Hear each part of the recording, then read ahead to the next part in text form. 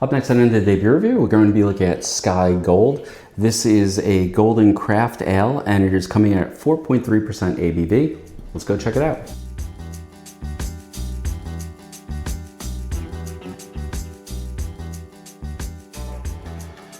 Hi everybody, it's Rich and welcome to the debut review, and you'll notice that I am not in the bar right now. I am in Scotland, particularly on the island of Skye.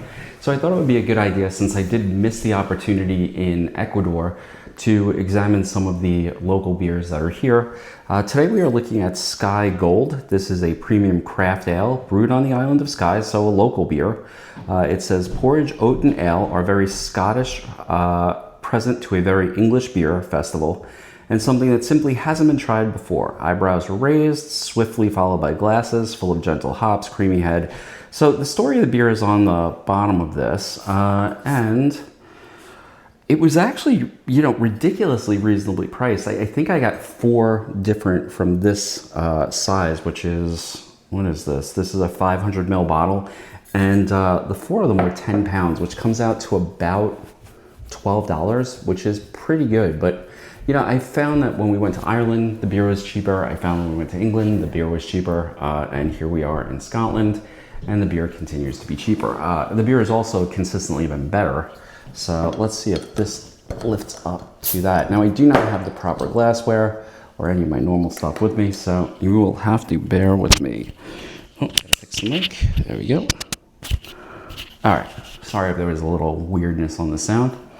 So this is going to be a golden craft ale, and it's coming at 4.3% ABV.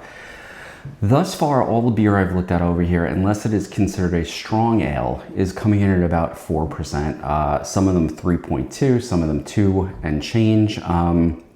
So lower ABV than I expected, and much lower than back in the States.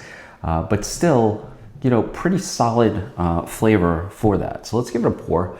And it's funny, I'm actually doing this beer review in a converted church that they turned into an Airbnb, so I'll probably shoot in a couple of different spots so you can see some of it.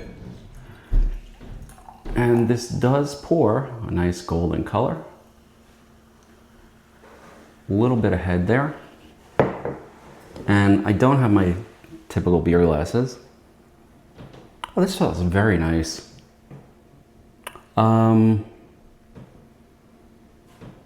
So I am getting sort of that oatmeal sort of, what's the word I'm looking for? It's not really, so I'm getting a lot of the maltiness from a regular lager that you would get. I'm not getting a lot of hoppiness out of it. The other thing that I really like is that there is sort of this breadiness to it. Now, it does say that this is made with fine porridge oats. So, not something I think I've had before in a beer. Let's see how it tastes.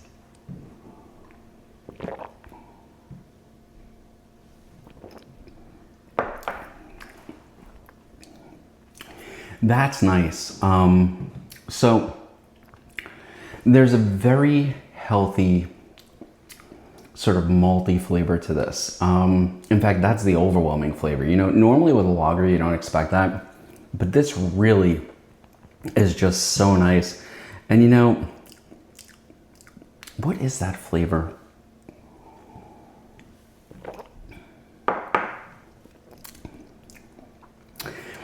There's almost like a caramel flavor to it, but not super sweet.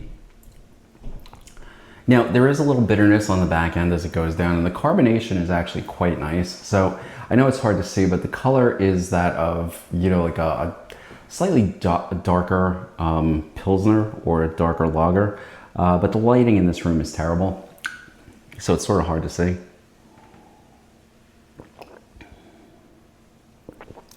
I have to say, I think it's pretty good. Okay, so on the front end, there is sort of this, cereal, sort of bready, yeasty type of flavor. As it goes down, the oats seem to, or not, it's more of a caramel flavor that seems to sort of burst forward, but it's an unsweetened flavor. And then right on the back end, as you swallow and the carbonation sort of goes up, you get this really, really nice sort of bitterness, but it's not a bitterness that's cumulative. It's not, you know, building up in my mouth. It's actually just there to sort of cut through the flavor. So, I mean, there's three like distinctive tastes here. And I have to say it's really, really good. Now, I have never heard of Island of Skye Brewing Company, but I mean, at this point, how many brewing companies are there in the world? Why would I have heard of Island of Skye Brewing Company, especially if it's a small craft brewery? Now, it does say that it was brewed here. Ingredients, malted barley. Yeah, that's really the major flavor here. Porridge, oats. I really don't know what they taste like in their natural state, so I can't say, but I think that's probably that sort of like caramel flavor that I'm getting that's mixed in there. And the hops on it are not aggressive, you know, and to me that's good because I think an over-hopped beer sort of sucks. So, you know, would I get this again? Yeah, if I saw this in the States, I'm not sure how it would travel because there is a robust flavor here, but you know, you could also see that there's some delicate nuance here that I think would not make it across the ocean if it was not, you know, carefully, you know, maintained at temperature and everything. This isn't really a stout, so I don't think that, and it's not overly hopped, so I don't think it's really built to travel. But I will say this, at 4.3% alcohol, you're talking about this whole bottle is probably the equivalent of 2 Guinnesses, which means, you know, you can drink it, you can enjoy it. It's not going to leave you completely impaired or anything like that. Although, you know, it's funny, in the States we complain because they have a certain level of alcohol that you can have in your blood before you get a DUI. But in Scotland and Ireland and England, it's 0. So like, you know, you can't screw around with that type of stuff. And so I don't think that's what makes the beers be such low ABV. I think it's just the traditional brewing.